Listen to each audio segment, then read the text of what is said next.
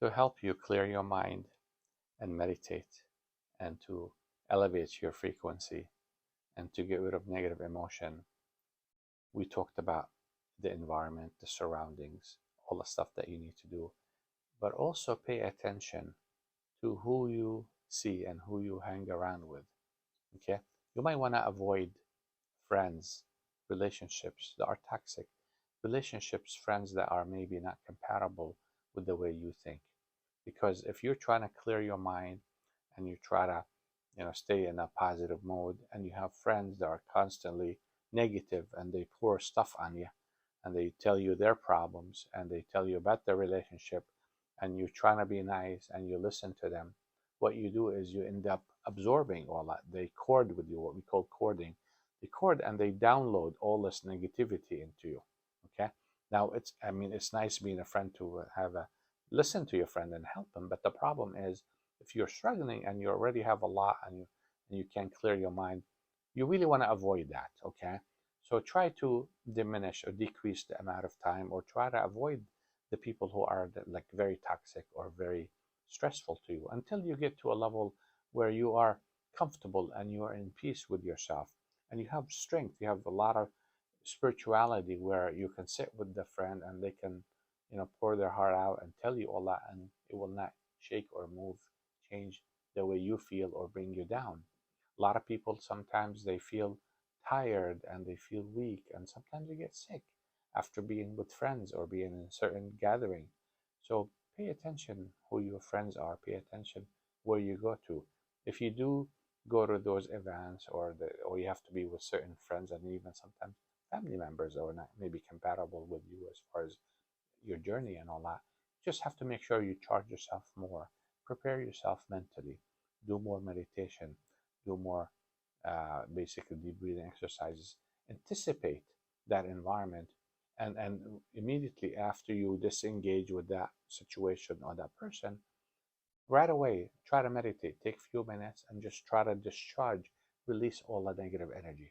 Because if you don't, you end up accumulating all of that, and you're like carrying a luggage, or let's say, it's like having a phone that's fully charged, and then someone plugs into you and they steal away the charge, and now you're down to 20% and your phone is about to stop working. So uh, so that environment is huge. And because I've been a chiropractor for 34 years, and I get people sometimes, they struggle, they do well, but sometimes they feel depleted and they feel they're tired and draining and drained. So then when I address that, and they rectify that, and I say, the time when you are vulnerable, with the time when you are trying to build yourself and strengthen yourself, avoid the people who are toxic, avoid the people who are what we call sometimes energy vampires. They want to sit next to you and just absorb all your chi with energy by complaining about their problems. So they're giving you the negativity and they're pulling from you the positivity, and now they feel better, they walk away, but then you're drained. So this is it happens every day, and everybody has friends, everybody have family, and unfortunately some people don't pay attention to that, and they wonder why they are not advancing, or why they were good at one day and then the next day they're not, or they feel like sick or something. Because not only if it affects you mentally and spiritually, it affects you physically. When someone drains you enough, the person can actually get sick. So pay attention to your surrounding, to whom you friend with.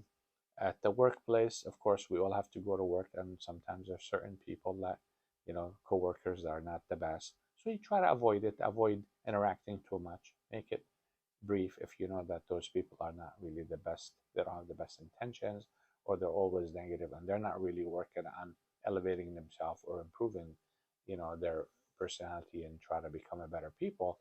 So you avoid them until you get to a level of consciousness, you're elevated.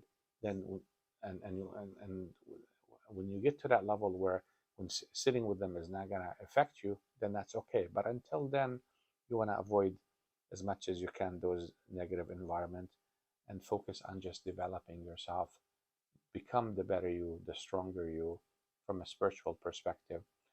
keep on cleansing and detoxing your body.